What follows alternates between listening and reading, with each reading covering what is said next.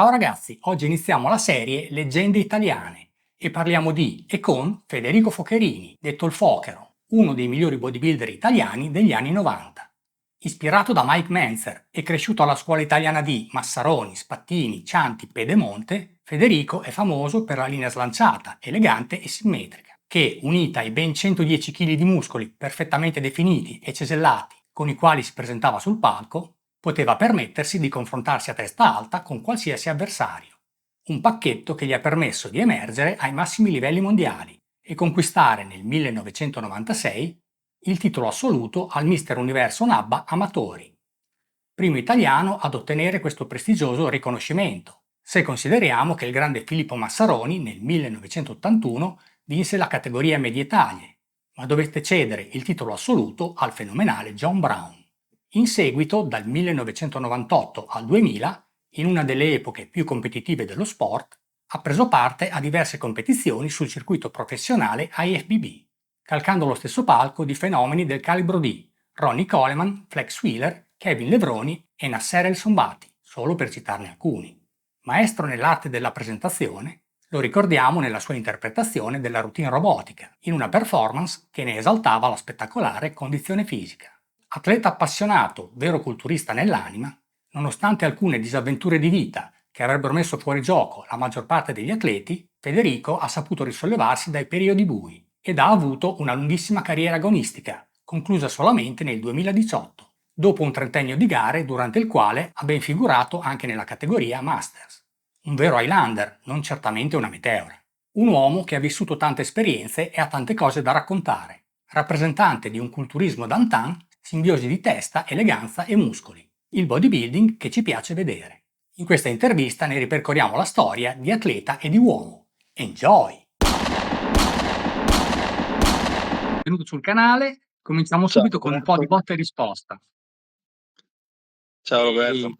Ciao Federico, benvenuto.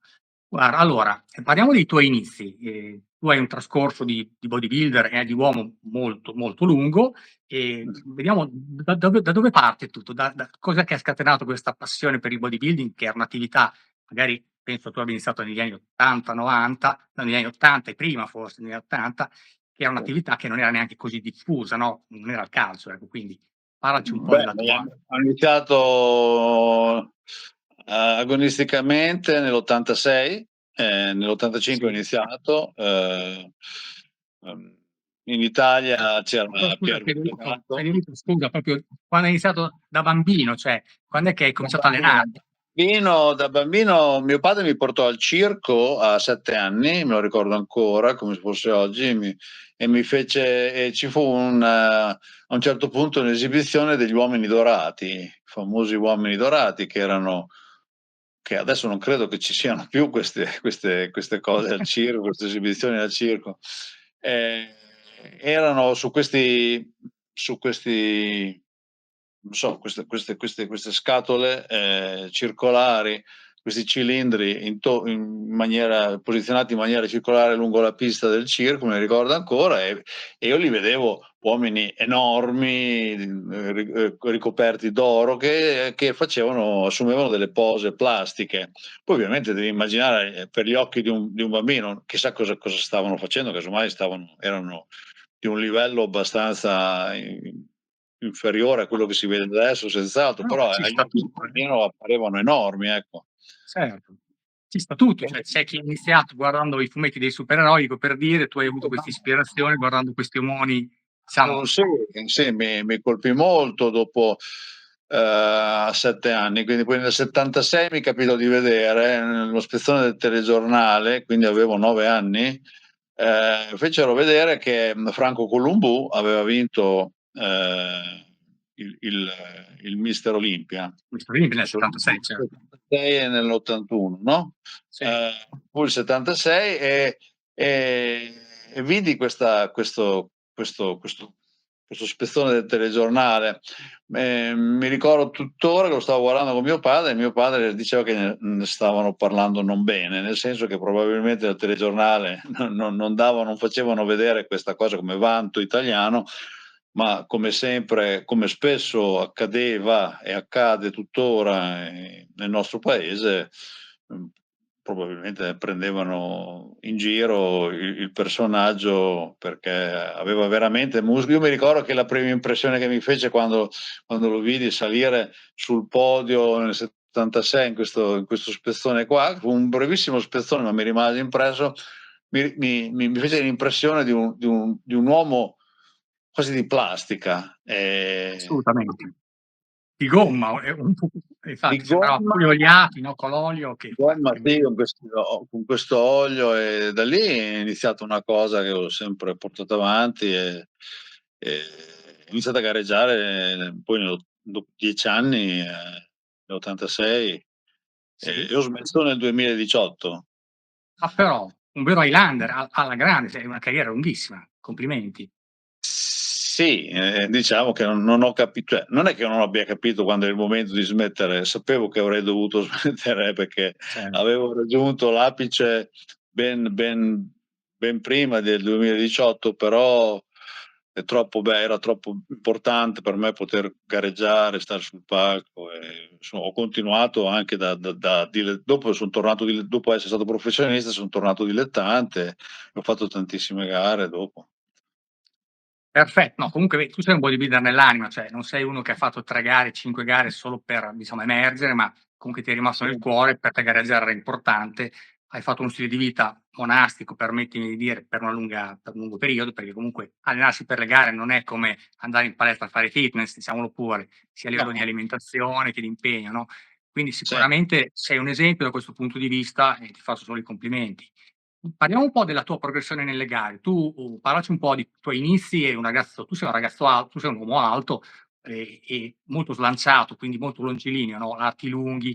Non so all'inizio quanto pesavi, quanto eri alto, adesso per avere giusto un'idea, e al tuo apice invece Un 80, sono un 86, ero comunque, sì, non sono portato di sicuro per il bodybuilding perché ho una struttura molto esile, anche la colonna vertebrale molto esile, quindi mi sono distrutto tutto proprio perché i pesi non erano, probabilmente ho voluto costruire una corriera su una struttura che non era era quella di una panda probabilmente. no, Purtroppo. diciamo che tu comunque hai un fisico predisposto anche per una certa eleganza, perché diciamolo pure, adesso ognuno ha le sue predilezioni, però un fisico tozzo è una cosa, un fisico slanciato, adesso andando molto indietro, gli stessi Steve Reeves oppure lo stesso Arnold erano molto slanciati, quindi dà eleganza, perché se tu metti molta massa su una struttura bassa e tarchiata, cioè Beh, credo certamente, ci sono delle categorie, sai, puoi essere, anche se sei basso di altezza, puoi avere una simmetria delle proporzioni tali certo, che puoi essere visto da solo, puoi sembrare, ricordati Lila Brada, visto da solo sembrava molto più alto di quello che in realtà era, certo, forse anche il peso sembrava molto più pesante di quei 79, 80, 81 chili che raggiungevi in certo. gara, perché Grande era simmetria, perfetto. Esatto. belle proporzioni. Io niente, ho iniziato a gareggiare nell'86 e poi ho vinto i campionati nazionali nell'89, poi ho fatto gli europei in ABBA, ho vinto nel 95, dopo tantissimi tentativi, mondiali in ABBA nel 95, e poi vinsi il titolo di Mister Universo assoluto nel 96. Fui il primo italiano a vincere il titolo assoluto del Mister Universo. Quindi tu sei sempre molto modesto, ma anche questo mette in evidenza che non sei uno a caso, no, sei stato il primo italiano a vincere il titolo di Miss Universo NABBA nel '96, quindi comunque hai No, fatto la storia assoluto, del tutto. assoluto. Prima c'è stato Massaroni Sì, nell'80, poi sì, sì. ci sono stati altri, c'è stato Ciaraldi, c'è stato Edmondo Lancia, però di titolo di assoluto sì.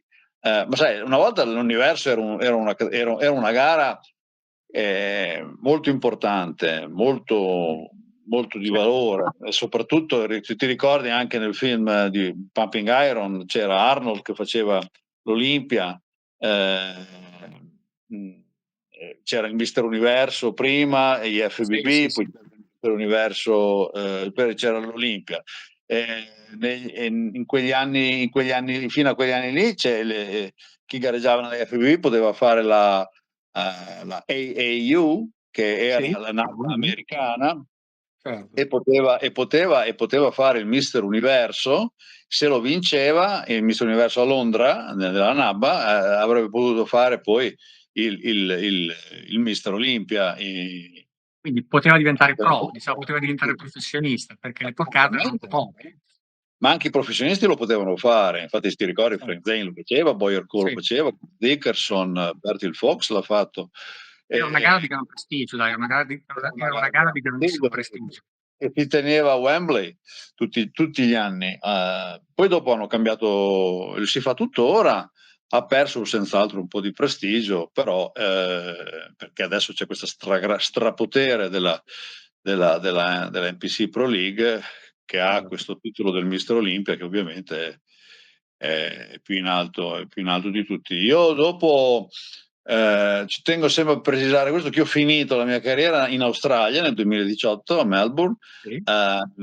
e sono riuscito a fare la gara più antica del mondo, che è la gara che è ancora più antica, il Mister Australia, è il campionato nazionale australiani, che è di una settimana più antica, NABBA, che è una gara è la gara più antica del mondo esistente, di una settimana più antica dei campionati nazionali UK, NABBA, si parla del 48, 1948, e di 2 settimane più antica del primo Mister Universo. Una gara storica, diciamo, all'origine del mondo, e sono riuscito a finire là. È stata una cosa mia, quindi non è una cosa social, non è una cosa mia personale. Importante.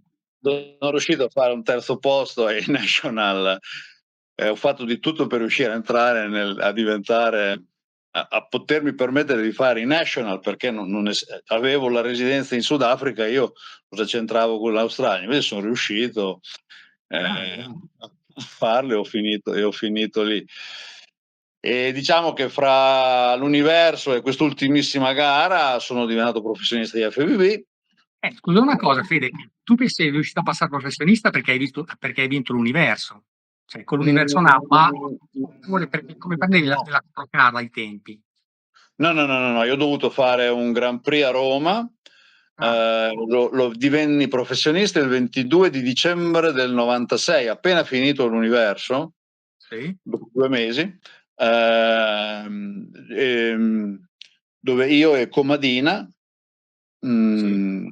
diventammo professionisti in quella gara lì. Sai, erano anni in cui professionista ce ne diventava 1 all'anno, 2 all'anno, diventava 1 in Inghilterra, 1 in Germania, 1 quell'anno lì Sean Davis in Inghilterra, un altro in Germania, o altri 2 in Germania, 1 in Francia.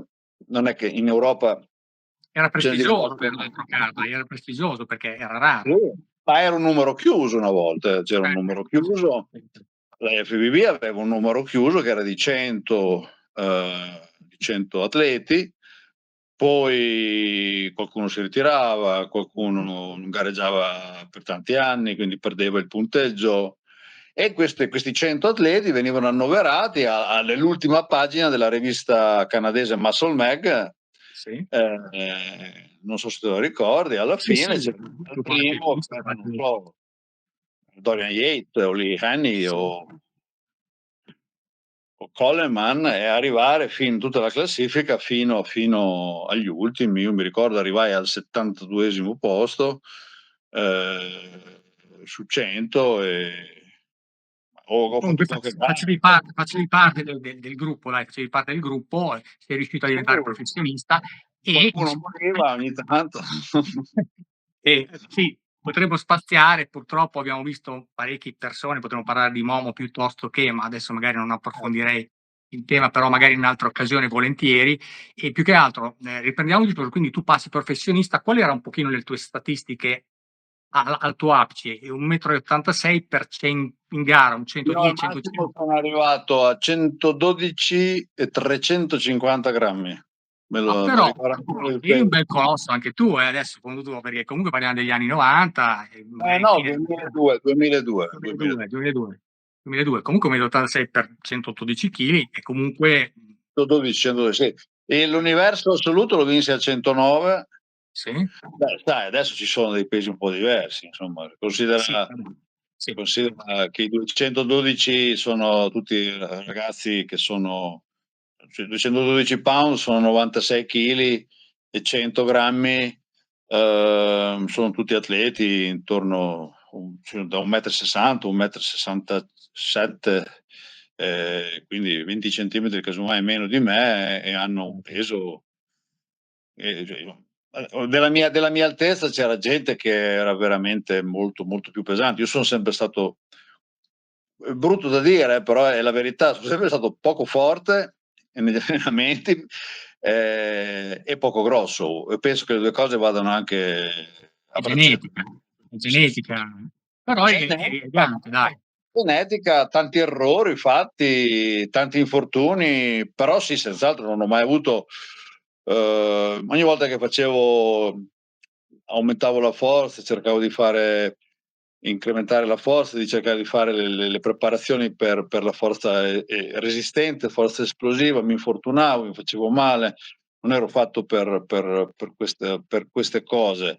Dovevo diventare più forte, quindi passai a fare il rest pose. Credo moltissimo nel rest pose, tutte le Scusa persone Fede se ti interrompo, scusa se ti interrompo. Proprio apriamo un capitolo sul tuo allenamento, se eri uno che faceva più heavy duty o più nubre style, insomma, alto volume, pesi elevati. Il tuo allenamento, cosa ti piaceva fare, cosa rendeva sul tuo Io quando fisico? ero tanto giovane ho conosciuto Serge Nubret che venne in Italia e tentai di fare un allenamento con lui. Non avevo le capacità ancora di un buon bodybuilder, però feci i pettorali con lui.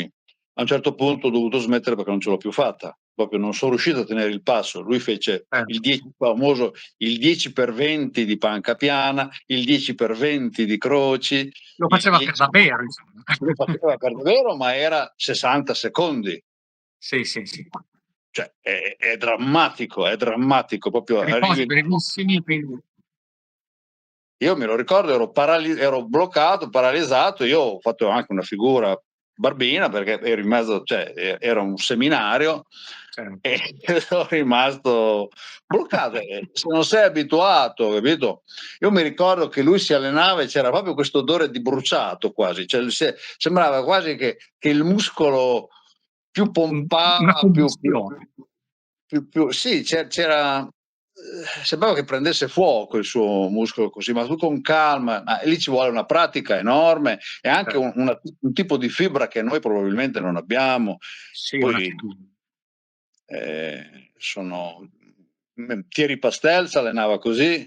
ehm, Thierry Pastel di fronte a me fece un'ora di sbarra che io a quel tempo potevo fare 10 ripetizioni aiutato, se ero in forma, ma un'ora senza mai scendere di sbarra in tutte le maniere, in tutti i modi, e un'ora di addominali e così. Questa qui era la scuola francese però io ero innamorato da sempre di Mike Mentzer, dell'opposto del suo. Certo, l'heavy duty, Mike Mentzer, certo. Esatto.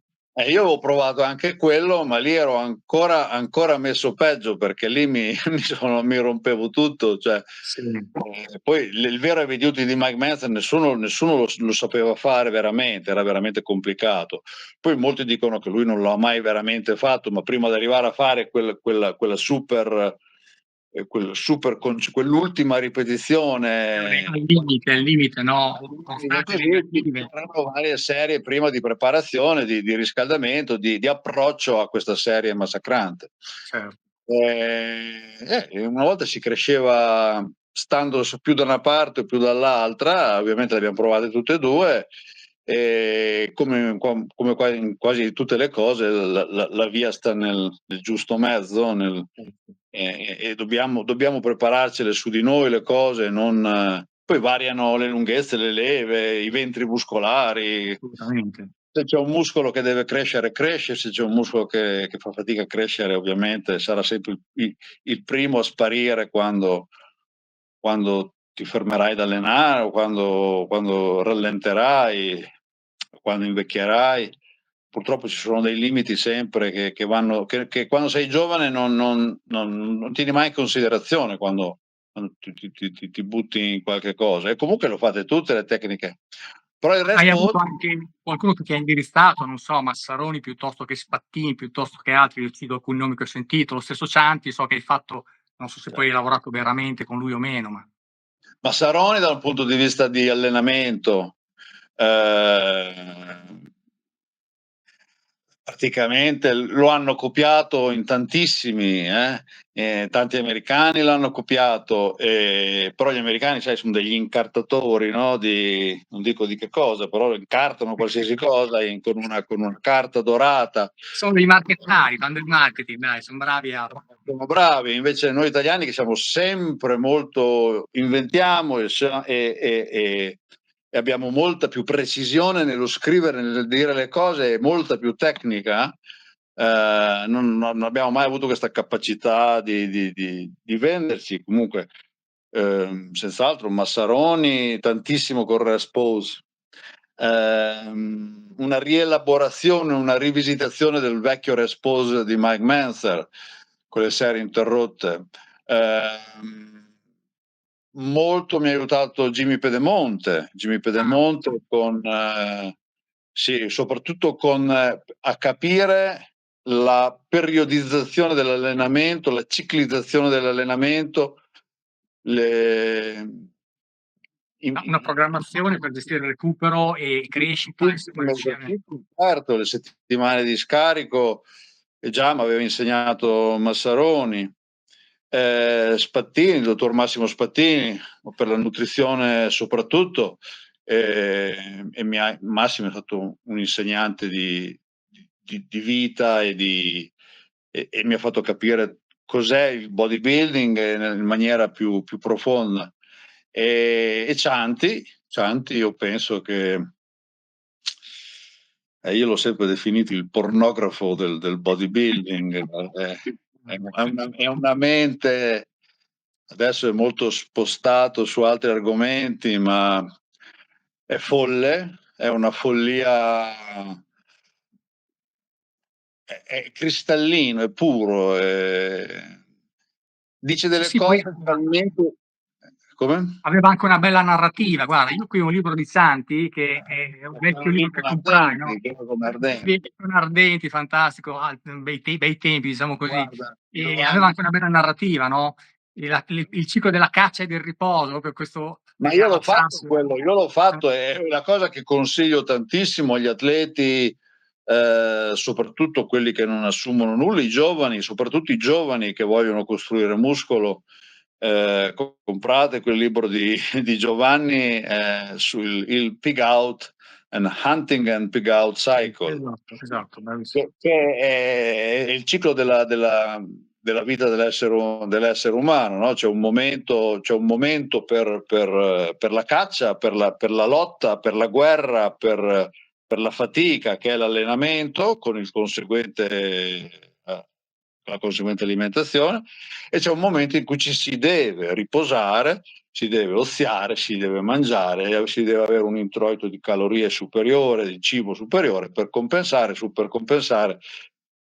la distruzione che c'è stata durante la caccia, durante la guerra, durante il combattimento. E questo penso per stimolare i nostri ormoni endogeni, per seguire il nostro ciclo della vita. E sono cose che se le avesse prese in mano, non so, un Annie Rambo o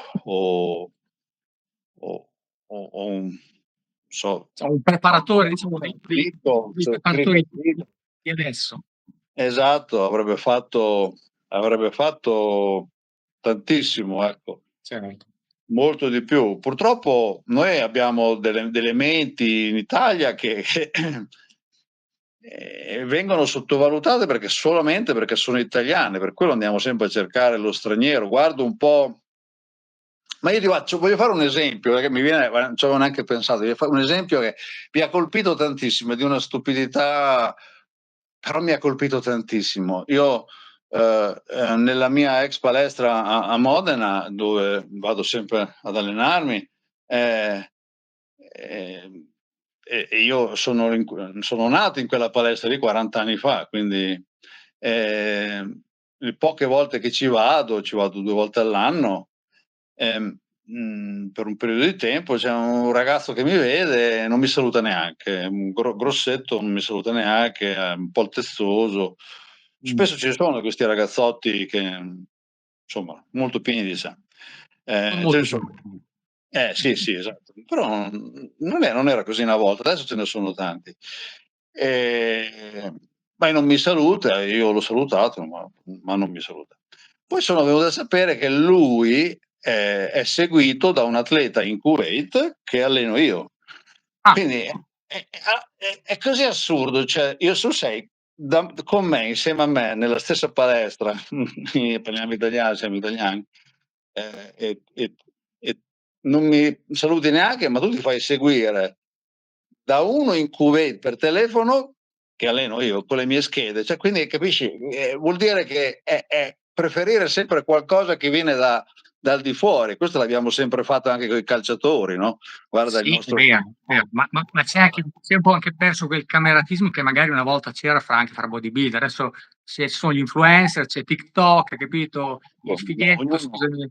Quindi ognuno ha un tubo nelle orecchie esatto. col quale si estranea da tutto quanto, quindi non c'è neanche comunicazione, senz'altro. Però abbiamo sempre cercato di vedere qualche atleta al di fuori del nostro paese è sempre meglio che un nostro italiano, anzi noi l'italiano lo dobbiamo buttare giù, lo dobbiamo criticare, lo dobbiamo sminuire, dobbiamo sperare che si faccia male o che stia male. Facevi l'esempio prima, no, dello stesso Columbu che ha vinto l'Olimpia, però invece che parlarne bene ne hanno Sì. parlato male. Un po' perché il bodybuilding, vabbè, aveva una nomea purtroppo che nella società non era così ben tollerata, però un po' forse perché era anche italiano e quindi invece di valorizzarlo siamo degli esterofili e siamo anche un po' pirla, permettimi, in un certo senso, no, Sì, perché sì, abbiamo sì, tanto senz'altro. valore ma non lo valorizziamo. È così. Quindi è un Ma questo peccato, dai, lo comunque si vede dappertutto, non solo nel bodybuilding, ma secondo me noi abbiamo avuto dei tecnici incredibili. Eh, non, non penso che ci sia parlami una grande un differenza. po' della tua scheda all'apice della tua carriera. Quante volte ti allenavi alla settimana? Non so, un po' la scheda e un po' anche l'alimentazione, per Io avere mi sono un'idea, no? allenato tanto, troppo, tanto, troppo, dormivo 6 giorni a poco. settimana? Andavo sempre a cercare le donne, ero un disastro da quel punto di vista lì, però ero un maniaco per quanto riguarda l'alimentazione e non sono mai cresciuto tanto perché avevo questa cosa che facevo le esibizioni continuamente, una volta si facevano le esibizioni, no? Certo, certo. Dappertutto, nei locali da ballo, nei nightclub, nei negozi di supplementi che aprivano, nelle palestre che aprivano, l'ho fatta anche nelle pizzerie, nei ristoranti, ovunque facevi queste esibizioni e quindi ero costretto a star sempre in forma e quindi non riuscivo mai a diventare a Poi crescere, a fare una buona off season di quelle tipo Dorian Yates che si teneva coperto sempre per non farsi mai vedere, certo. perché era in Comunque costruzione. Io ero sempre visibile, quindi cioè, sì, sicuramente, però diciamo, comunque mantenevi sicuramente una forma ottimale tutto l'anno. È chiaro che crescere al massimo non è possibile in quel modo lì, è chiaro. esatto, quindi io fra l'altro mi allenavo anche tanto un volume di lavoro anche abbastanza alto e, e quindi di sicuro non aveva niente a che fare con Mike Manzer e poi mi seguì Però per. arrivare comunque a 110 chili, arrivare a 110 kg in quell'epoca là, diciamo con tutto quello che era a base che c'era allora, era già un bel risultato per un ragazzo longilineo sostanzialmente, perché comunque, dopo è chiaro che dopo sono entrati anche altri fattori che hanno portato i chili a più 20, no, più 15, più Certo, 20 di certo, certo. Coleman, per cui quello è anche un altro discorso, però avevi già ottenuto dei notevoli risultati, ecco. Quindi Certo, dal punto di vista del dilettantismo, dell'amateur bodybuilding, sì, hai ragione, è vero, è così. Per buttare via quanto sai riguarda 110 chili per 1,86 m. sì, sì, sì, sì, però per Tirati, quanto riguarda il tirati, perché professionismo no, per quanto riguarda il eh, professionismo Sai, io feci la prima gara dopo che mi sono riabilitato, dopo lo strappo di tutto, la rottura di quell'incidente stradale che feci appena sono diventato professionista, appena la settimana prima della mia prima gara professionistica, che sarebbe dovuta essere nel febbraio del 98. Mi sono schiantato in macchina nella nebbia andando a Venezia, un incidente con 350 auto di qua e di là della corsia, con morti, feriti. Io mi sono staccato un tenere del tricipite e fratturato la mano sinistra. Fra l'altro non sono mai riuscito più a aprirla bene, riesco solo a chiuderla, ma non riesco ad aprirla. Niente, io ho gareggiato poi alla fine di quell'anno lì, nel 98, e feci il mio debutto e ho avuto l'onore e la sfortuna di salire sul palco esattamente mentre scendeva Coleman, sono salito io. Cioè, Un onore anche. lui aveva appena vinto l'Olimpia da 6 giorni, si faceva il tour post Olimpia, io sono salito sul palco subito dopo, che c'era Coleman sul palco, aveva questo slip, me lo ricordo, arancione, metallizzato. Era bellissimo perché non era ancora quel mostro che era diventato nel 2003, nel 2001, 2, 3, Fine soprattutto. carriera, diciamo, sì. Sì, ma nel 2003 era una cosa che non aveva nulla d'umano. Lì invece era ancora a palla, sembrava, me lo ricordo che sembrava uno di quei gelati che a palla, no? Che si mettono Certo. sui pony. Era stondato, ma anche Una simmetrico, cosa. armonico e estetico. Io sono salito sul palco, avevo il numero dopo Coleman, che quando prima ero giù, mi ricordo che facevo il fighino, mi sentivo proprio uno. Quando sono dovuto salire, che sono andato su e il pubblico non ha detto niente, c'è stato il silenzio totale. Vuol dire. Non c'è freddo. Sì, proprio probabilmente tutto cade, tutto crolla e niente, ho fatto la mia presentazione e ho sentito un applauso di Comunque qualcuno guarda, cioè, ragionevole. immagino che confrontarsi con quello che forse è stato il più grande campione di tutti i tempi non è No, facile. non ho fatto non m'hanno mai chiamato a fare No, no, dico confronto vabbè, con lui. confrontarsi nel senso Lui non in confronto, stavano con. andare sullo stesso palco, hai capito? Andare Sì, sullo stesso sì, palco sì, sì, e sì, comunque da un lato sì, però sai, la mancanza, adesso noi guardiamo con i social, le fotografie, i telefoni, una volta non c'era niente, c'era Gianluca Daniele con me che gli avevo dato l'ovetto della Olympus, se lo ricordi, quella sì, macchina sì, sì, fotografica. macchina fotografica. Che ci incagliava, dovevi aspettare che si ricaricasse, capisci? C'erano delle foto orrende e poi le dovevi sviluppare, facevi vedere dopo 20 giorni e si vedeva Certo. niente, capiva niente, capito? È Altri completamente tempi. diverso, un mondo Assolutamente. completamente diverso che non ha niente a che vedere con quello che è adesso, secondo me. Adesso Eh, hai tutto subito, una volta si sognava anche un po' di più, dai, diciamocelo pure, no? Perché le persone non le vedevi spesso, adesso ce le hai sempre sott'occhio, quindi è un po' ma più. Ma è come conquistare una donna, dai, una volta Eh, c'era tutto un procedimento, no? esatto, esatto, hai capito? Anche Adesso guardi online, lei sai già cosa fa, cosa non fa, com'è nuda, sai già qualsiasi cosa, quindi Sì, sì, cioè, si perde molto del fascino della conquista e del fascino anche della scoperta certo, anzi, prendi un appuntamento prima ancora di provarci, quindi adesso è sterile, molto sterile, è molto a blocchi di fotografie tutte uguali, molto certo. tecniche, con un livello probabilmente più alto, con una condizione più alta, però un livello con una capacità del singolo più bassa, secondo me più globale, è un livellamento che poi abbiamo visto dappertutto, l'abbiamo visto nel calcio, l'abbiamo visto, mi hai parlato del MotoGP, l'abbiamo visto Sì. nella parte Marquez, l'abbiamo visto nei motori, l'abbiamo visto nella Formula 1, l'abbiamo visto ovunque, in ogni sport. Certo. questo livellamento.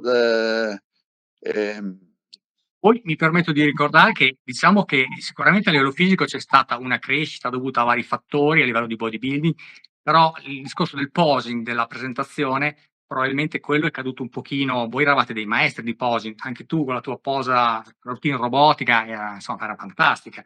Cioè, dello studio dietro e per proporsi al meglio, no? Quindi non era le pose tirate lì. Beh, un attimo, adesso io non li ho qua, ma i fogli i report dei giudizi erano divisi in 4, le Sì, colonne. Le colonne erano divise in 4, c'era il primo round, era diviso in 4 round, il round della symmetry and proportion, certo. okay, dove venivano fuori gli atleti e venivano giudicati nelle 4 pose semi rilassate in cui si guardava la linea, la simmetria e le proporzioni dell'atleta, si guardava spalla, vita, stondatura della gamba, polpaccio. Spalla, vita, stondatura della gamba, non si guardava la muscolarità, non si guardava la definizione, si guardava solamente la simmetria e le proporzioni. Certo. Ora lì c'era un punteggio dove c'erano atleti casomai più piccoli che prendevano più punti, il bello, quello fatto meglio, quello più stondato, quello.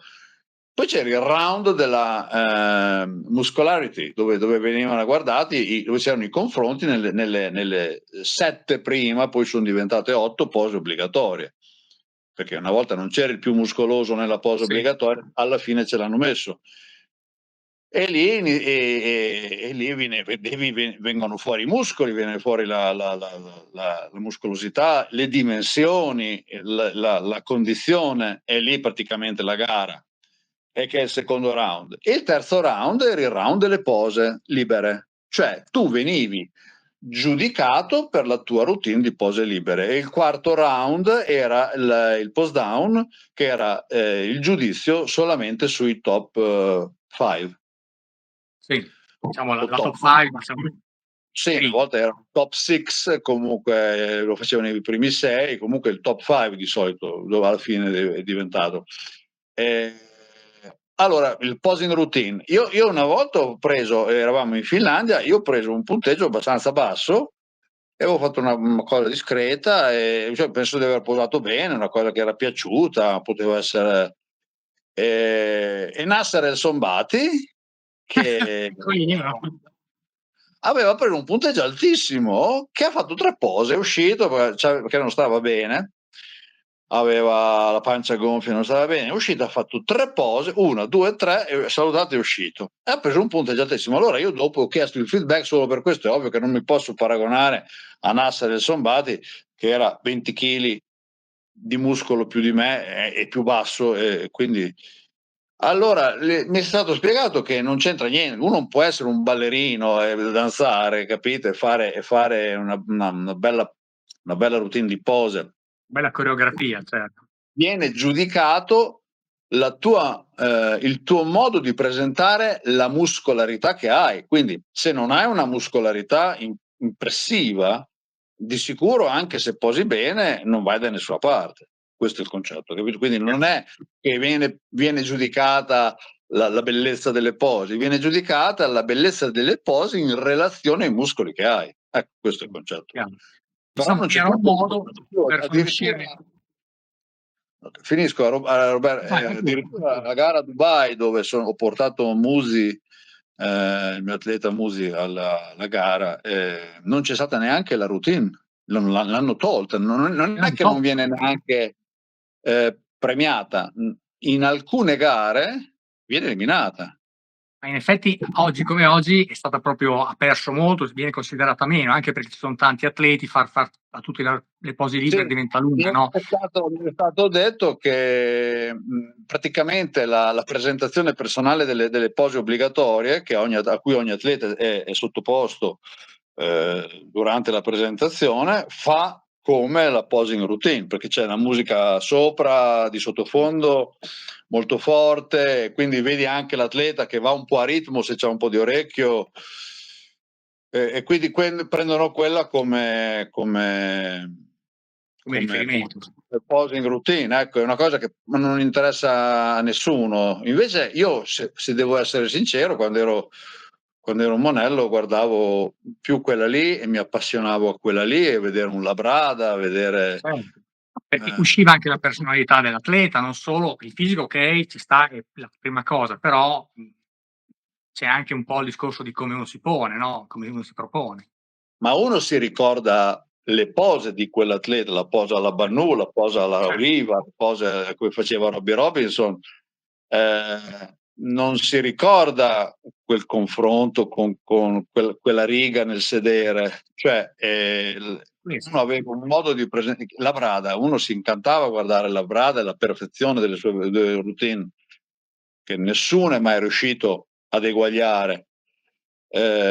Secondo me quello era, infatti Arnold l'ha sempre detto nel suo Arnold Classic, l'ha sempre detto, l'ha sempre portato come la cosa importantissima, perché Certo. è il momento in cui il bodybuilder è la routine del culturista, è quello che fa vedere Esatto. e sta parlando col pubblico, non sta parlando coi giudici, sta parlando col pubblico. Quello è il suo Esatto. momento, è il momento che si dona al pubblico.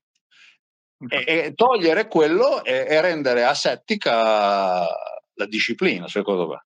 E infatti l'hanno c'è poi questa standardizzazione, perché poi se confronti solo le pose, i fisici sono più o meno i volumi, diciamo le simmetrie son quelle, alla fine sembrano un po', c'è molta uniformità, non spicca più nessuno, poi ce ne son tanti, quindi metti tutti insieme, sicuramente fisici stellari, però uno spicca, non c'è quello che vien fuori proprio da colpire più degli altri, ecco. Quindi Certo, certo. e proseguendo quindi carriera che hai riuscito ad abbracciare, sia hai conquistato il Mister Universo e hai abbracciato, addirittura hai fatto un'esperienza sul circuito pro IFBB, che non è da tutti assolutamente, hai gareggiato fino a età avanzata, quindi, hai dimostrato che il bodybuilding è anche un'attività, se uno la fa con passione, si può portare avanti più di altri sport, diciamo. Chiaramente il fisico si adeguerà all'età, non puoi confrontarti con quello che avevi a 29 anni quando ne hai 45, però si può mantenere un'ottima forma. L'evoluzione della tua vita, poi magari un accenno solo, avremo modo di approfondirla in altri momenti.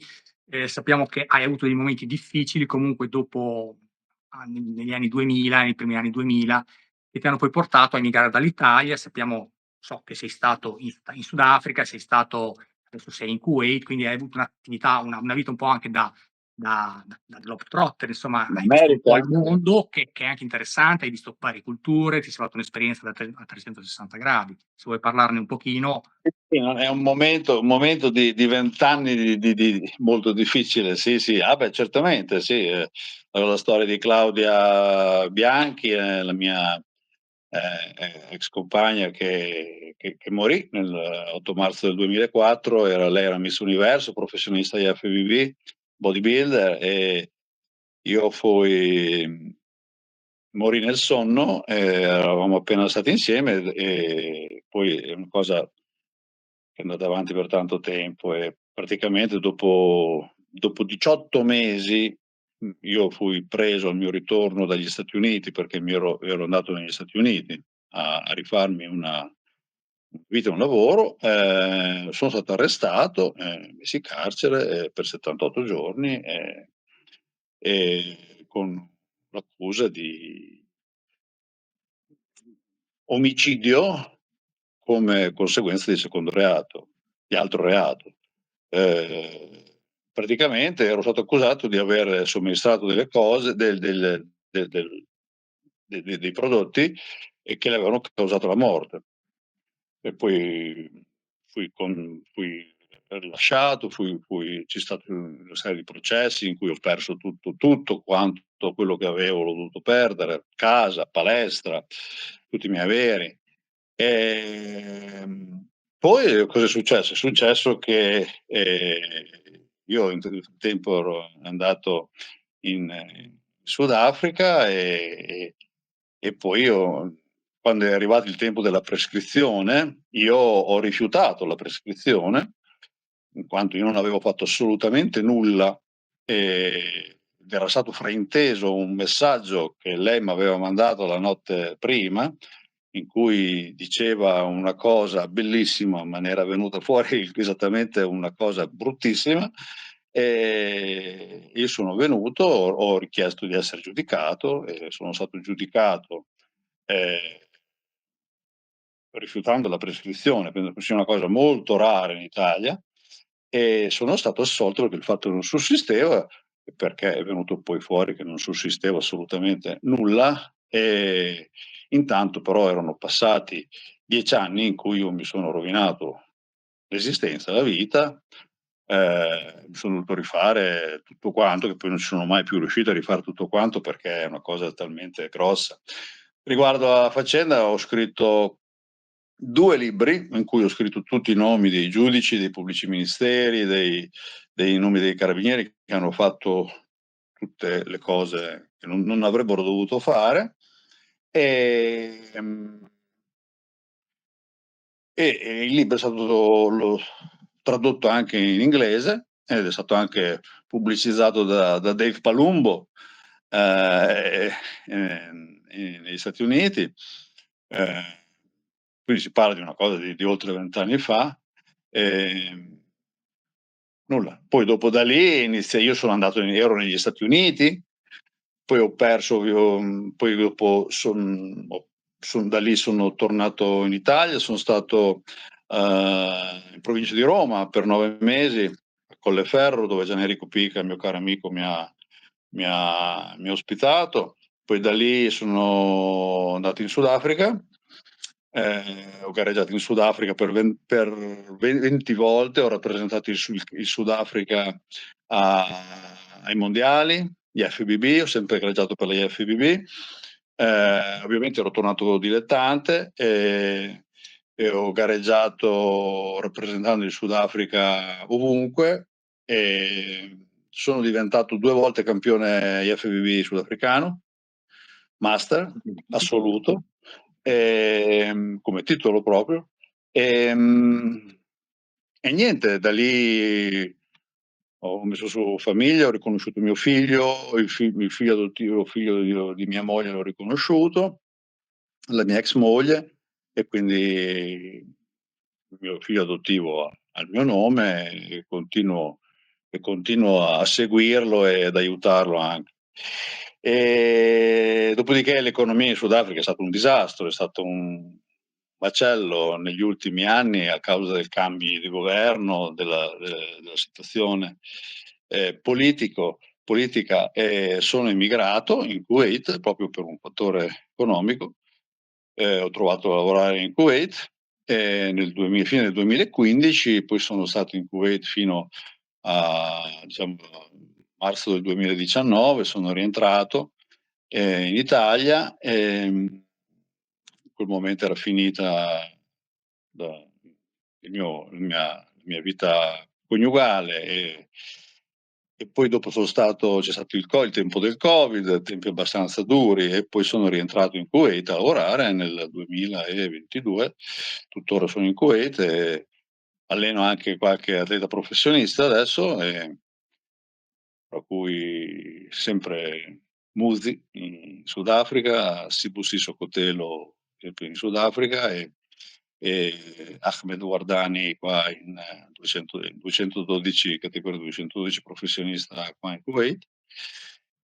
E poi adesso vediamo se ci sono altri atleti di un certo tipo di cui ti ho parlato in privato prima, che Certo. non diciamo niente adesso, speriamo che arrivino e vediamo Sarebbe una bella cosa, sarebbe una gran bella cosa. Comunque, riassumendo, una vita da film, praticamente una vita che potrebbe essere un film la storia di un dell'horror. film, perché dell'horror, però diciamo intriga la gente, no? Perché se è una vita che ti va tutta dritta interessa Sì, ma pochissimo, invece così. ti ho fatto un riassunto di 21 anni in un secondo, quindi è difficile fare un riassunto di 21 anni in No, no, poco ci tempo. sta.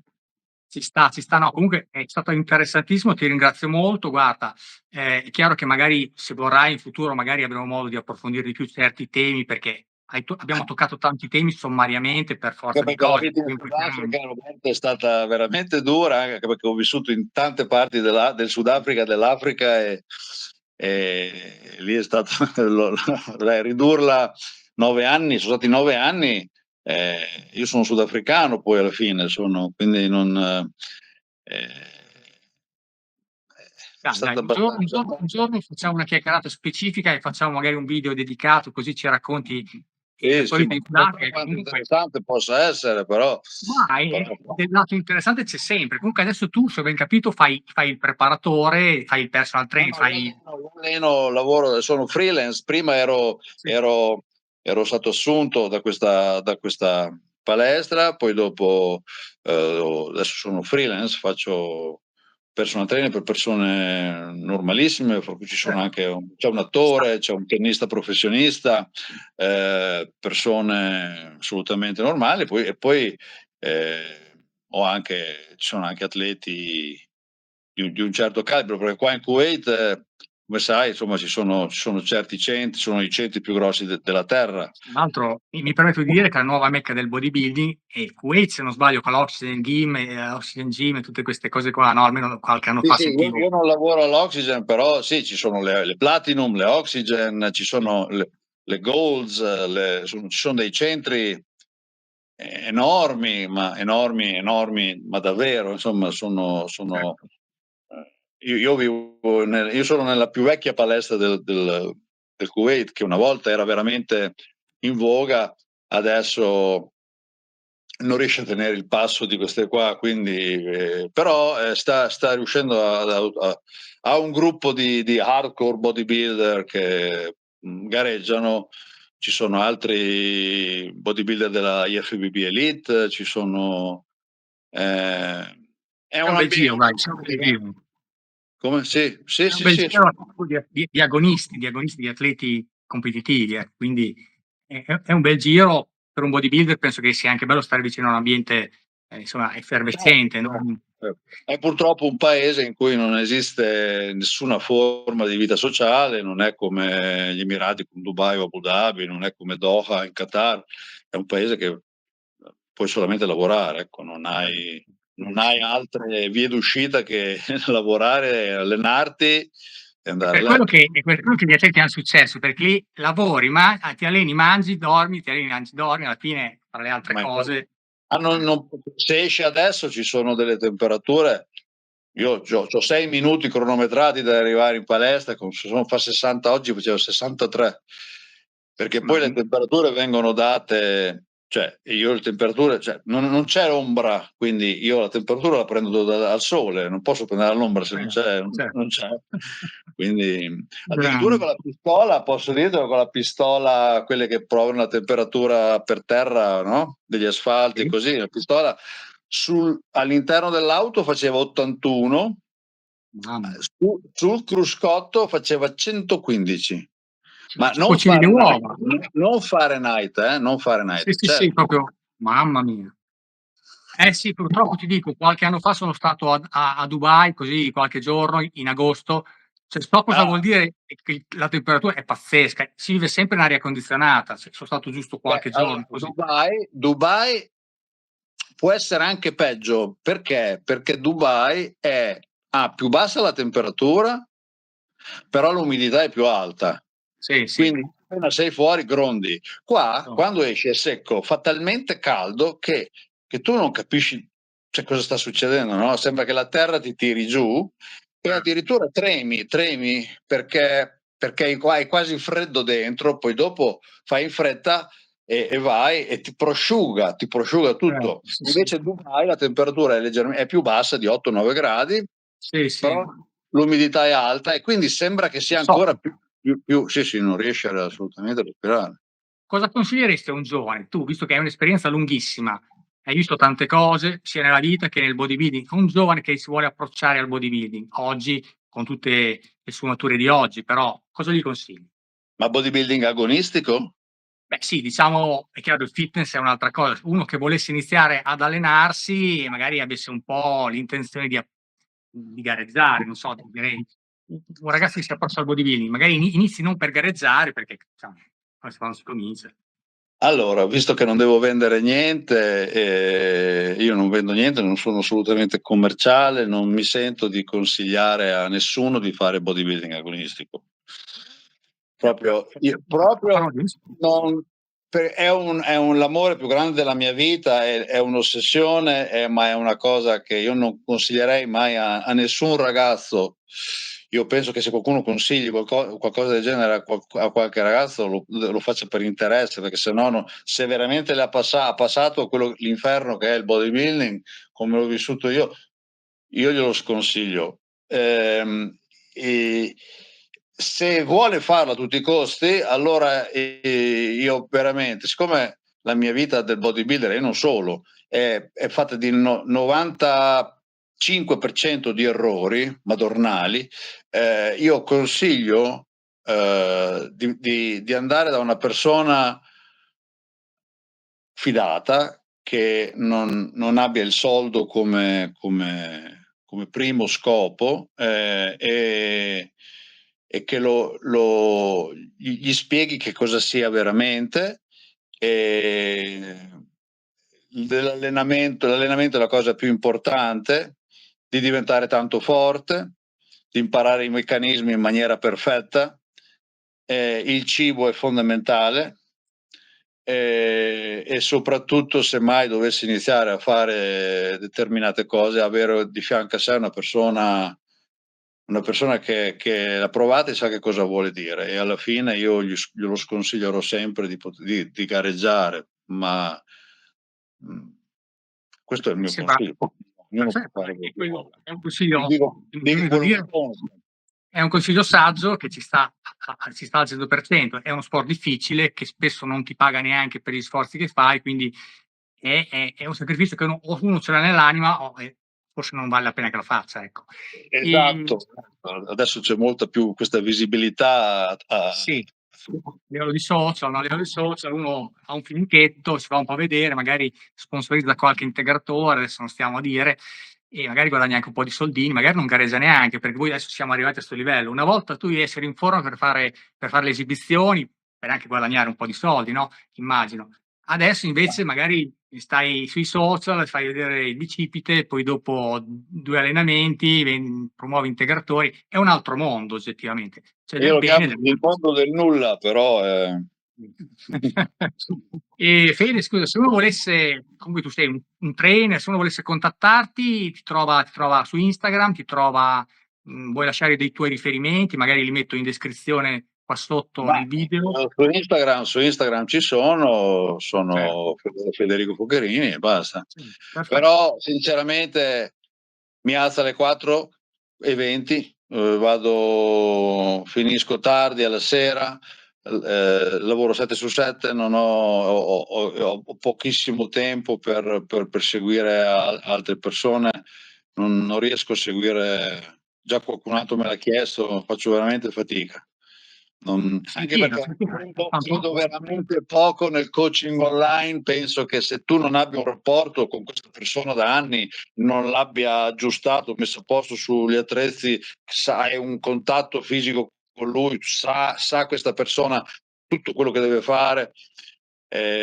Io ci credo poco nel coaching online, e io non dico mica che deve essere così, io dico che personalmente ci credo poco, e penso che sia, in molti casi, sia una cosa non corretta da fare nei confronti di un cliente. Se invece la persona è già molto navigata e sa quello che fa, allora questo è tutto un altro discorso, ovviamente. Sì, io capisco bene, in effetti se tu diciamo si tratta di dare una tabella piuttosto che una dieta, tipo una listina scritta su un foglio, ci può stare anche il coaching online, però il fatto di vedere un atleta come esegue gli esercizi, spiegargli come sentire i vari gruppi, cioè, bisogna essere a contatto. Il vero training si fa con uno vicino che è esperto, non si Assolutamente. non si fa Non con ries una schedina vista non in. riesco a dire balle, non riesco a vendere qualcosa in cui non credo, non riesco. Io credo nell'allenare una persona fisicamente. L'unica persona con cui la faccio è un amico in Italia, un altro un amico in Svizzera, e Musi in Sudafrica, perché è 13 anni Lo che conoscevi già, dai, quanti anni, sì, lo conosci, no, dopo. poi lo conoscevo quando ero in Sudafrica così, ma Dai, condivido buona parte delle cose che hai detto, ci sta, diciamo, un trainer devi starti vicino, il training online è un escamotage, magari gente lo prende per un mese, poi rinuncia, cioè, anche sai, anche nella palestra, uno si iscrive in palestra tra 2 mesi, Quelli che invece continuano è un altro discorso, lì bisogna avere una Io faccio compensazione. le cose perché ci credo, non perché devo prendere dei soldi, perché non le faccio, non ci riesco, non cambio alla mia età, ormai sono No, vecchio, ma non ci cambio. sta dai, ci sta. Uno ha i suoi principi, la sua filosofia, è condivisibile dai. Ti senti, io ti ringrazio moltissimo per il tempo che ci hai dedicato Grazie a e te Roberto. se vorrai, magari in futuro avremo modo di discutere più in dettaglio determinate cose e buona serata, ci vediamo alla prossima e grazie di tutto. Enjoy. Ciao Fede, enjoy, esatto, enjoy. La vita alla fine deve essere un po' divertente, un minimo, no, enjoy, godetevela un po'. Grazie Ciao, per grazie. avermi chiamato, grazie. Grazie a te, ciao, ciao, grazie per la partecipazione. Ciao. Ciao Roberto. Riassumendo, Federico Focherini è stato uno dei migliori atleti italiani. Mister Universo NABBA nel 1996 e atleta inossidabile dalla lunghissima carriera agonistica. Cittadino del mondo, ancora oggi rimane vicino alla palestra e allo sport in veste di personal trainer e coach, lavorando sia con atleti agonisti di punta che con persone comuni. Un uomo che a dispetto dei numerosi infortuni avuti in una vita da guerriero, conserva una forma fisica rimarchevole e continua ad ispirare e a guidare atleti agonisti e non. Di Federico potremmo dire tante cose, ma riassumerò il tutto in una sola parola: rispetto. Ciao, alla prossima!